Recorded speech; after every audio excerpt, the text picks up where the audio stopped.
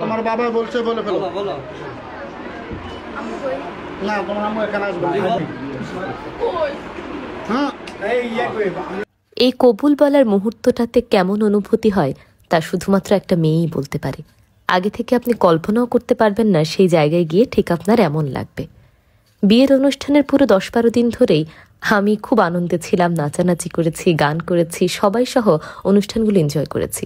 কিন্তু বিয়ের পিঁড়িতে বসে এতটা নার্ভাস হয়ে যাব আমি নিজেও বুঝতে পারিনি।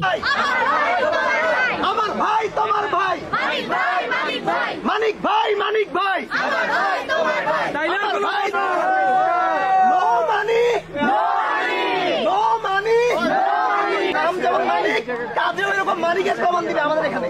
আমরা এটা বিশ্বাস করি। আমি আমাদের তানজিনা আপু হচ্ছে ওনার ফেসবুকেও 1 মিলিয়ন হয়েছে গতকালকে। আমরা তো 10 লাখ টাকা চাইতেই পারি। আমরা কি চাইতে পারি না 10 লাখ টাকা?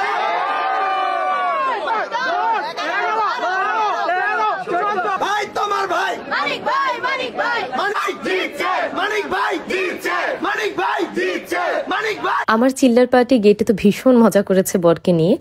তারপর আমাদের কিছু ফ্যামিলি ফটো ক্লিক করা দরকার ছিল। আমার জেঠুর আবার পরের দিন সংসদে অধিবেশন ছিল দেখে ওনার তাড়াতাড়ি চলে যেতে হতো, তাই বিয়ের আগে আমরা কিছু ফটো সেশন করে নিয়েছিলাম।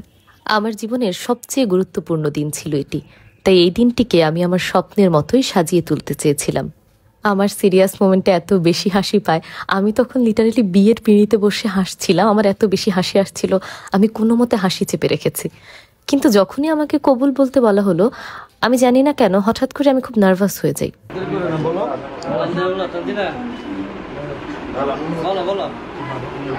বলো তোমার বাবা বলছে বলে ফেলো।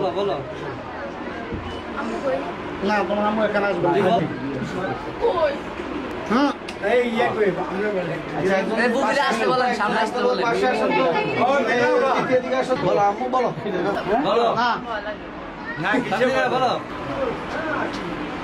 আমি মহাসহ কবুল করলাম, রাজি আছি।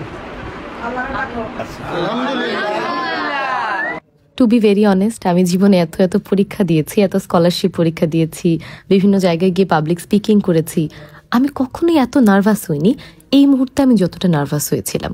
জীবনের সবচেয়ে বড় এবং গুরুত্বপূর্ণ সিদ্ধান্তটা নিচ্ছিলাম বলেই হয়তো এতটা নার্ভাস হয়েছিলাম। সব মেয়েদের ক্ষেত্রে হয়তো এমনটা ঘটে।